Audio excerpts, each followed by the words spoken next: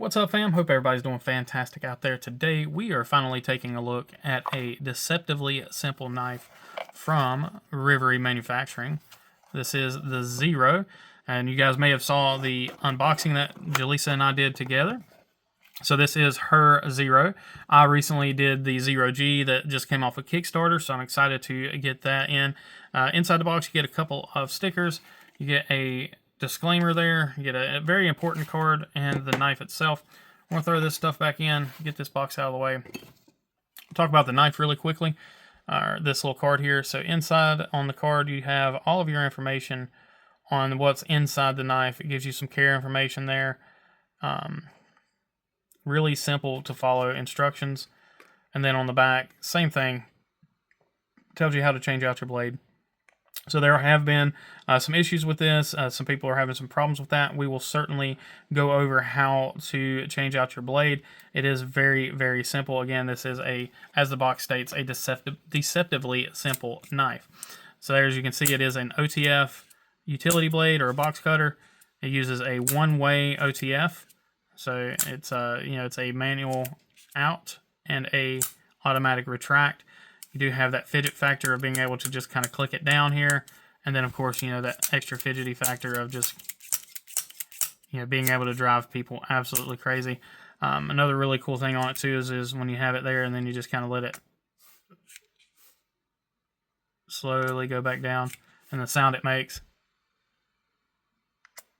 Kind of shunk.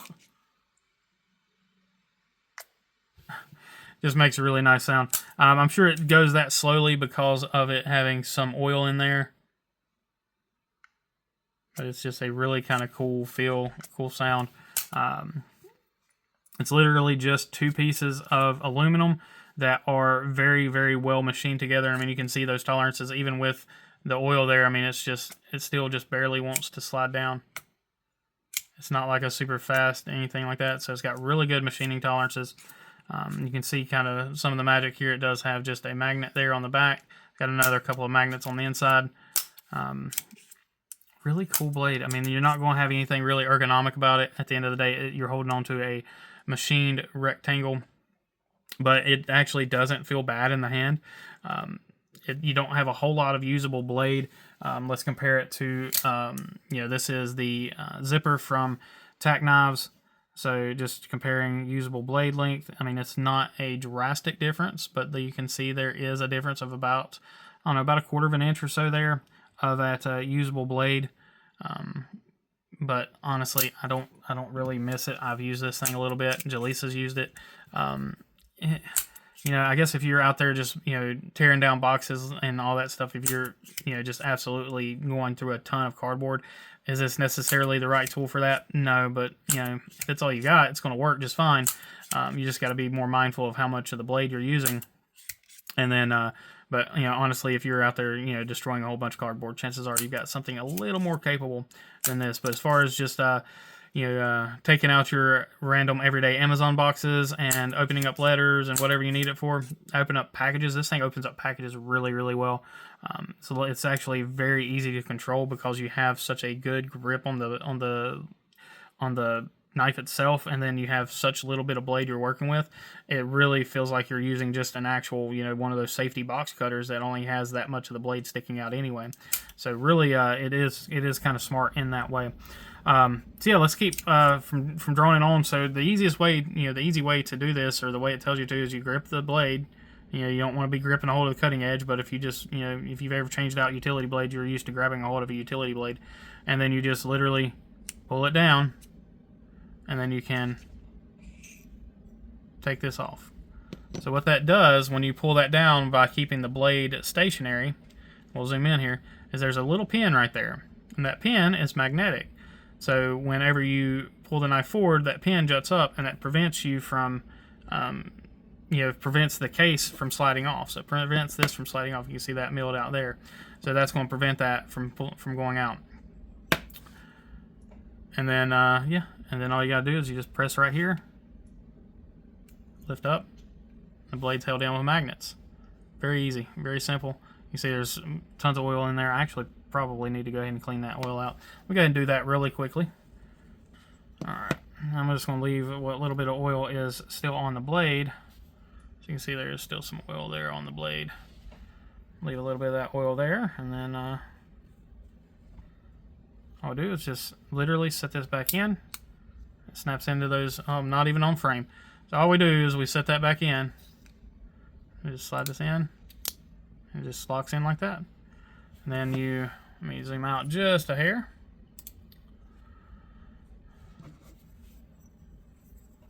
Magnet to magnet. You just set this back in here. And there you go. Good to go. So let's do that one more time, just without being zoomed in, so you guys can see everything. So with the knife out, grab pinch the blade, pull that in. That depresses that pin that's inside there, and then you just slide this out. And then you can simply grab the blade, slide the blade out, slide the new blade in, click it in, or if you need to flip it, whatever. Now I have had it happen before where, let's see if I can get it to do it. I don't know if I'm going to be able to get it to do it or not. I don't know how it happened. There it is. Okay. So I've had it happen once before, and I don't know how I did it, but I had it once before where that pin popped out, just like you see there. And then that will prevent you, of course, from sliding the two pieces back together. It stops it right there. If that ever happens, all you gotta do is just push that pin in by hand. It allows the two pieces to go back together, and it slides back in. Easy peasy. No issues at all.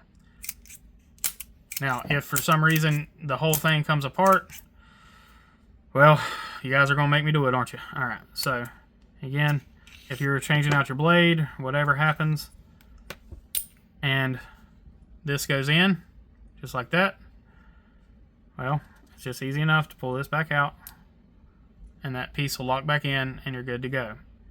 Now, if you happen to take out the entire cartridge, you're doing some cleaning or whatever, then, of course, we can show you that as well. So you'll take the cartridge out. Just be careful because there are springs in there. It's all under spring tension and everything. So I'm actually going to use my blade here. So there's your cartridge. Here is your locking pin. So there's your little locking pin.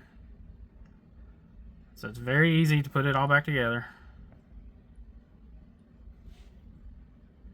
You got your spring on here. You're going to have your other spring right here. What you're going to do is you're going to hold it sideways, keeping your finger on the spring. You want to make sure your little spring is in there too, so that little bitty guy. But you want to come in here, put those two together, and just get it just past where you need it to be. And get that lined up. And you're going to come in here with your pin. So you're going to slide this up. And you're going to bring your pin in here. Alright, I don't know what happened. My camera just quit on me, so I'm back to square one here so you guys can see, but I'm going to go ahead and zoom in so you guys can see what's going on here. So again, I have that piece that's just sitting right here. Your pin, your locking tab. I have that just sitting here. Right there's that little spring. So literally all I'm doing is I'm just sliding the carriage all the way forward. You see it's still in the track. I'm going to set that pin in there. Set that locking tab down in there. And I'm just going to use this little, I'm going to slide this little spring in and get it where I need it.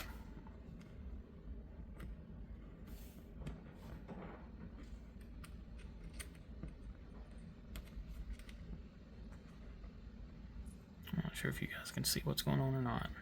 So I'm just trying to get this to go on the other side of that spring. So this has to go between the spring and the wall. That magnet's not helping, but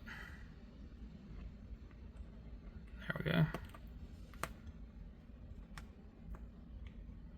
It is fiddly, but it is doable.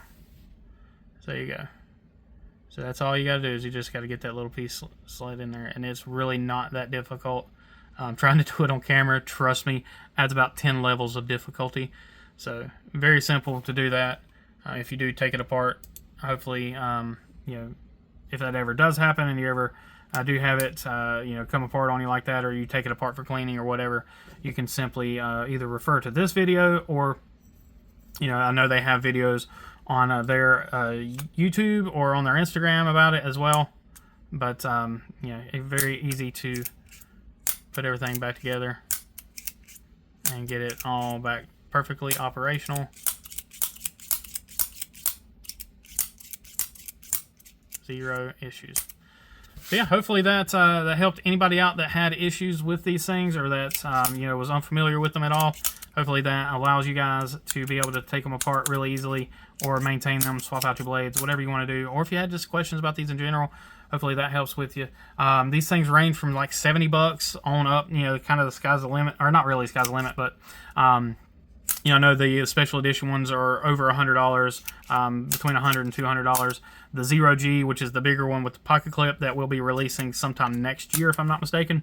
That guy, those are, I think, in that same, I think they're right around $100 for the entry ones, or maybe a little bit more off of Kickstarter. But really cool, interesting, fidgety, and a very useful little utility blade. So let me know what y'all think in the comments down below. Like I said, these things are USA made, made in Tennessee, right in Sevierville, right a couple of minutes down the road from Smoky Mountain Knife Works, literally in the guy's garage. So really cool that you know, these guys are able to make these things in-house and keep the pricing low on them and make them something that is very accessible for just about anyone. I appreciate each and every one of y'all. As always, please remember to be kind, be humble, and be EDC. Y'all take care.